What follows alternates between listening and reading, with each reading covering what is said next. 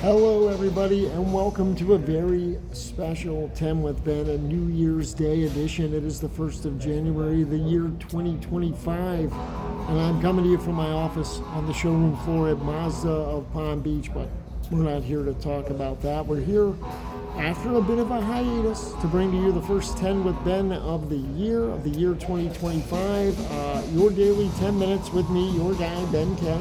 As always, we're going to start off with the Baseball Reference Immaculate Grid, and from there we're going to talk about, well, whatever it is I want to talk about. And hey, look, it's been a little while since we've had a talk, so there's a lot of things to cover. We'll see which one I go with. Let's get started, as always, with the Baseball Reference Immaculate Grid.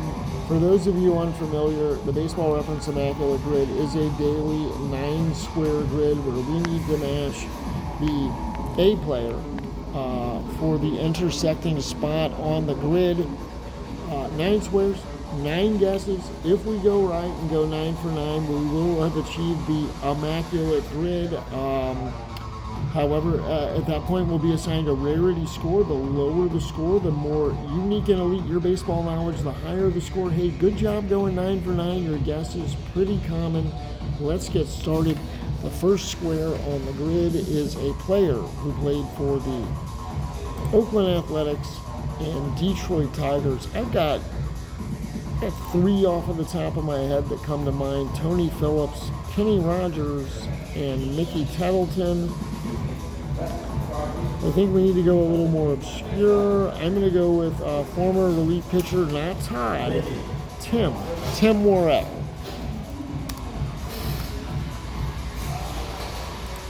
Tim Morrell is correct. We're going to move down. We got a player who played for the Oakland A's and the Washington Nationals or Montreal Expos. So, again, a couple names come to mind here. Hall of Famer Tim Raines, Matt Stairs. Oh, what's that guy's name? Relief pitcher. Gil Heredia. Because we're striving for rarity here. So let's go with Gil Heredia. Gil Heredia is correct. And then a Oakland Athletic who has won a Gold Glove. Eric Chavez, Dwayne Henry won a bunch of them. Ricky Henderson.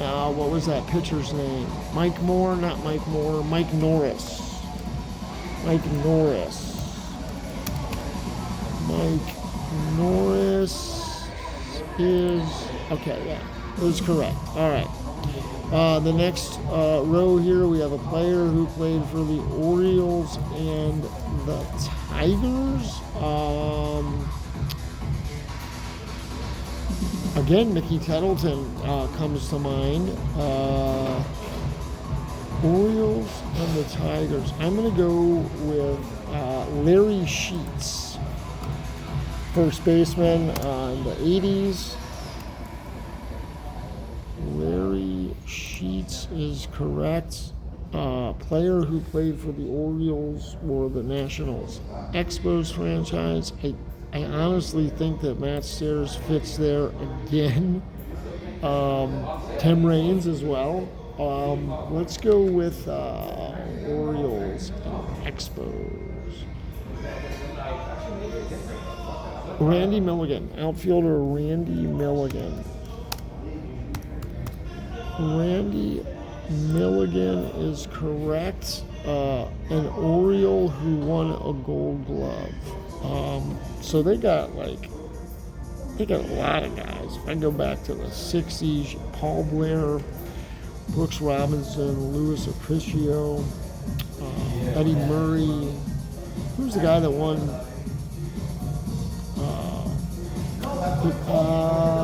You know what? I'm going to go with former top prospect catcher Matt Wieters. Matt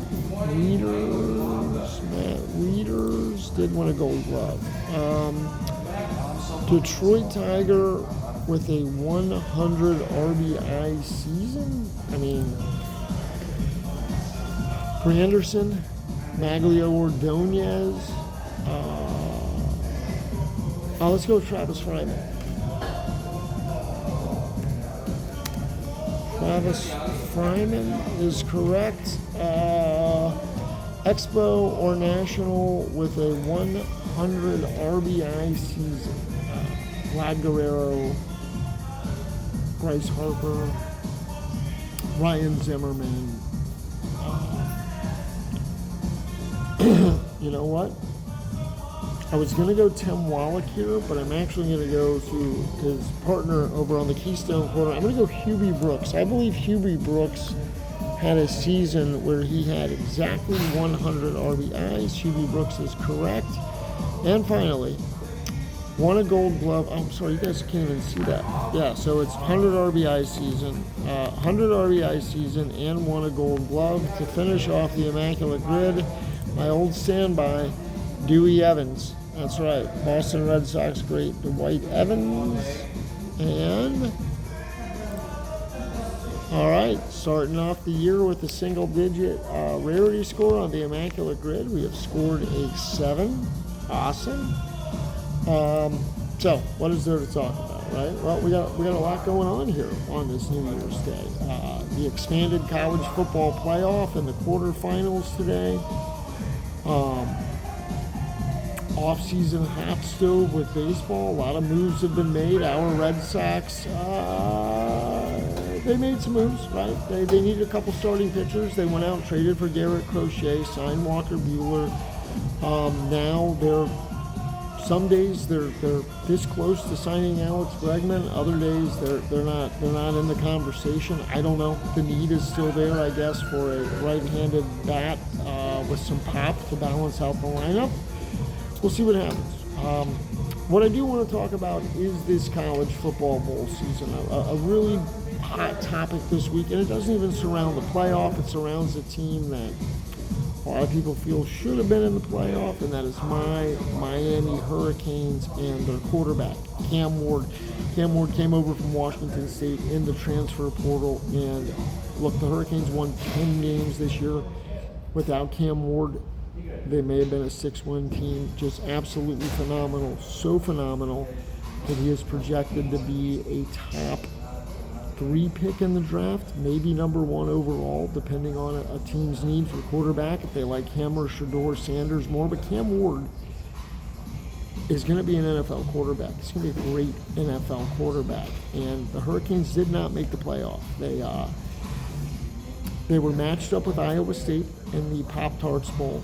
And Cam Ward did something that a lot of guys, especially quarterbacks, in his position would never do, and he played in the Pop-Tarts Bowl. Most of them would opt out of a bowl like that. There's no stakes on the line. Not playing for a championship. Protect your draft stock. Don't get hurt, right? And Cam Ward went out there and was amazing, right? The Hurricanes' defense sucks, but I believe they put up 28 points in the first half. Cam Ward threw a record-breaking touchdown pass. He leaves that game as the NCAA record holder for touchdowns passes by a quarterback, because who else would they be by? Quarterback. And then he chose to sit out the second half of the game, and he is absolutely getting crushed right now by fans on social media, by pundits and analysts. Everyone's saying he can quit on his team. That NFL GMs will take notice that his draft stock is tumbling, and what the fuck are you people talking about, right? Like,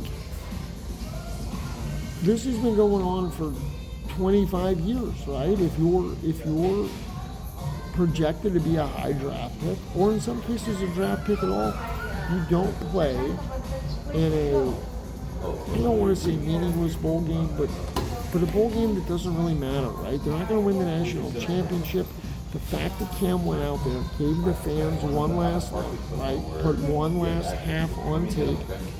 And then, knowing that he wasn't going to be there next season, sat out the second half, let the backup quarterback, Emory Williams, who still has eligibility, and at this point, looking at the depth chart, will be the starting quarterback next year, get some reps, and again, we'll go back to that Hurricanes defense, which is absolutely atrocious, and they lost. They lost 42-41 with Cam Ward on the sidelines in his shoulder pads, right? and people are absolutely crushing him, calling him selfish, saying that he just went out there to play in a game and break a record. Then he pulled himself out and quit on his team and blah blah blah. And you know what? Let me just say this. I don't know that you'll ever see this, Cam Ward, but I, a diehard Miami Hurricane fan, want to say thank you. Thank you for coming over, and I wish we had more time with you, right? But that one single year was pretty awesome, man. Some of those games and those comebacks were the best I've ever seen. And up until about 6 weeks ago, this was the best Hurricane season that I've had in 2 decades, man. And look, tough losses to Georgia Tech and to Syracuse, and then, yeah, losing in the Pop-Tarts Bowl by a point. It sucked. But you know what, Cam? Thank you. You're awesome. You will go down in Miami Hurricane lore forever. Good luck in the NFL. I hope you're the number 1 overall pick in the draft. I hope you go to a franchise like the Giants or one of these other quarterback needy teams, man, and you can go in there and turn around that franchise. And hey, listen, may not have that Pop-Tarts Bowl win, but maybe you get a Super Bowl win or 2 later on in your career. Listen, that's how I'm going to wrap it up today, guys. Happy New Year to everybody out there. Make sure to like, subscribe, tell your friends, tell them to like, subscribe, and tell their friends. And we will see you real soon with another 10 with Ben.